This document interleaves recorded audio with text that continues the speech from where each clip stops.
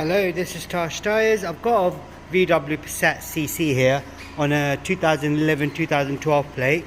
I'm just going to show you how to reset the tyre pressure warning light, which is right there, as you can see, the yellow light on the right hand side. Now to do that, first you need to check the tyre pressure. What you want to do, open your fuel cap. On the fuel cap itself, you've got the tyre sizes right there and the pressure as well.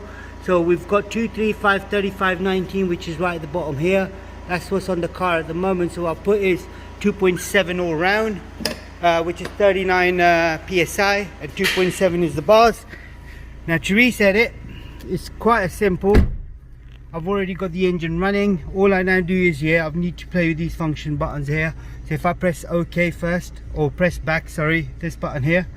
So if I go back again, back again, back again, back again onto the settings, if I scroll down onto tire pressures, right, I've already done the tire pressure, so all I could now do is reset the pressure. So press store, confirm. Now tire pressure is stored. On the right hand side there where the tire pressure warning light was, it's no longer there. If I switch the car off, switch the ignition on, you can see right there the yellow light, but it's turned off now. That's all you got to do on your car. If there is anything else you need to know with regards to the tire pressure warning light, please do let me know, and then we'll try to see if we can help you out.